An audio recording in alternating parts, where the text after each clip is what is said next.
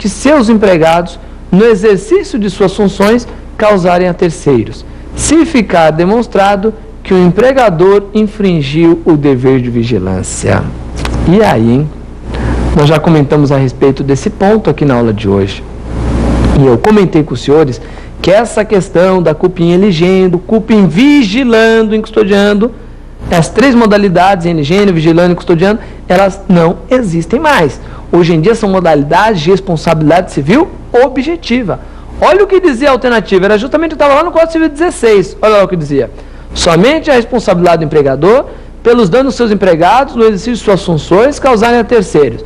Até aqui está corretíssimo. Se ficar demonstrado que o empregador infringiu o dever de vigilância. Não, meus amigos. Mesmo que fique demonstrado que o empregador não infringiu esse dever de vigilância, ele não terá responsabilidade, ok? Hoje em dia, a responsabilidade, ela é objetiva em todas aquelas hipóteses de culpa presumida que existiu no Código Civil 16, ok?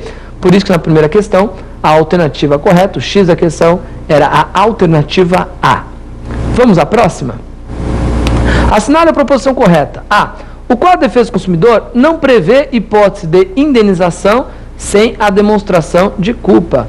Poxa, a alternativa absolutamente incorreta essa. Nós já vimos que a regra no Código de Defesa do Consumidor é a responsabilidade civil objetiva, ou seja, a responsabilidade que não exige a demonstração de culpa, responsabilidade pelo fato do produto ou do serviço. Está errado a alternativa A. B. Na responsabilidade civil objetiva, o causador do dano fica isento do dever jurídico de indenizar se ficar comprovado o caso fortuito, a força maior, o fato exclusivo da vítima ou de terceiro. Opa! Olha aí, ó. Essa alternativa que você devia ter gabaritado como correta. Essa é a alternativa correta. É o X da questão. Pode assinalar aí. Por quê, professor? Olha lá o que dizia.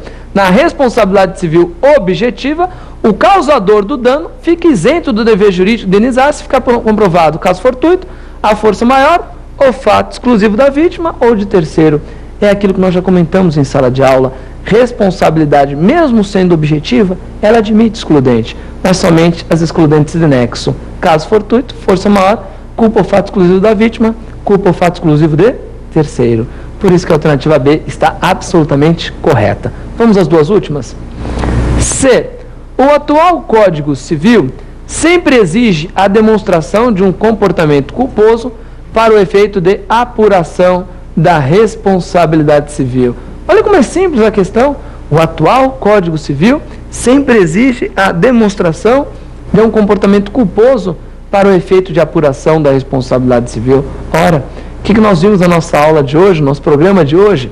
Nós vimos que a responsabilidade civil subjetiva, ela continua sendo a regra no Código, continua exigindo a culpa para que a pessoa tenha o dever de reparar o dano.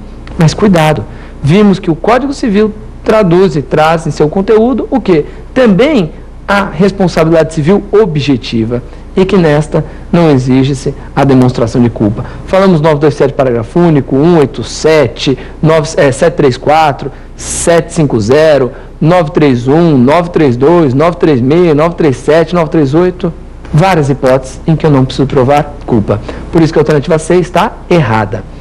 E por fim, a última hipótese. Na responsabilidade civil subjetiva, o causador do dano somente fica isento do dever jurídico de indenizar se ficar comprovado a ausência de comportamento doloso. Opa, preste atenção no que está escrito, olha aí, ó. Na responsabilidade civil subjetiva, o causador do dano somente fica isento do dever jurídico de indenizar se ficar comprovada a ausência de comportamento doloso? Não. Ele somente consegue se livrar da responsabilidade se conseguir provar o quê? Que não teve culpa ou que não há nexo de causalidade.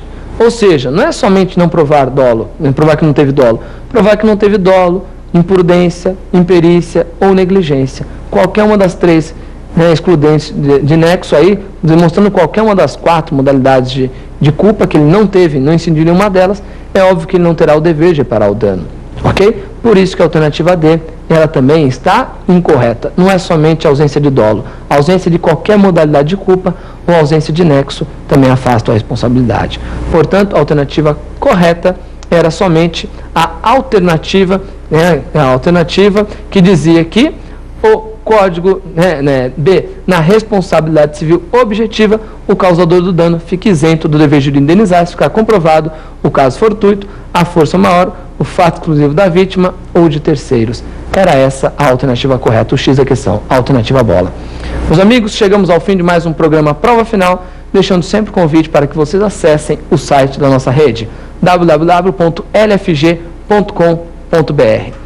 Pessoal, até a próxima!